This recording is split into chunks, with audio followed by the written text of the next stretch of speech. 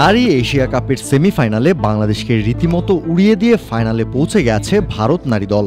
ব্যাটে বলে বাংলাদেশকে নিয়ে একরকম ছেলে খেলায় করেছে হারমানপ্রীত কৌরের দলটা।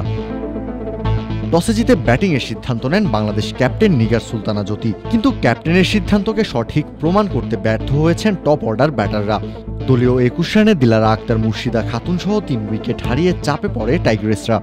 শুরুর দিকে বাংলাদেশকে চেপে ধরেন ভারতীয় পেসার রেণুকা সিং। টপ অর্ডারের ব্যাটারদের ফিরিয়েছেন দারুণ বুদ্ধিদীপ্ত বোলিংয়ে। 3 উইকেট নিয়ে শুরুতেই চাপে ফেলে দেন বাংলাদেশকে। দলের বিপর্যয় সামাল দিতে এক পাশ আগলে রেখে তখন হাল ধরার চেষ্টা করেছেন ক্যাপ্টেন জ্যোতি, কিন্তু খেলতে পারেননি টি-20 সুলভ ইনিংস। 51 বল খেলে করেছেন 32 রান।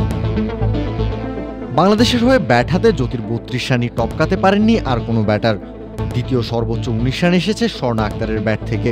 এই দুই ব্যাটার বাদে বাংলাদেশের আর কোনো ব্যাটার ছুঁতে পারেননি 2 অঙ্কের রানের কোটা।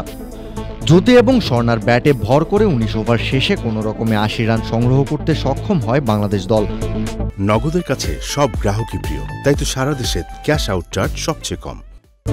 শেষ ওভারে দলের খাতায় আরও কিছু রান যোগ করা গেলেও যেতে পারত, কিন্তু ইনিংসের শেষ ওভারে বাংলাদেশের ব্যাটাররা রানের খাতায় একটা রানও যোগ করতে পারেননি।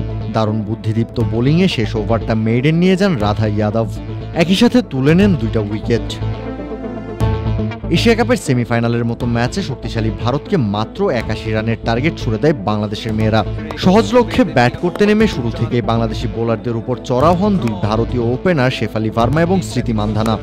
বাংলাদেশের ব্যাটিং ব্যর্থতার দিনে ব্যাট হাতে রীতিমতো ছড়ি ঘুরিয়েছেন এই 2 ভারতীয় ওপেনার। রান তুলেছেন ঝড়ের গতিতে।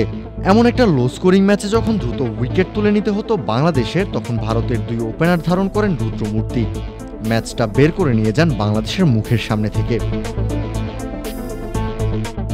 কাউসার শান্ত, ক্রিক ফ্রেঞ্জি।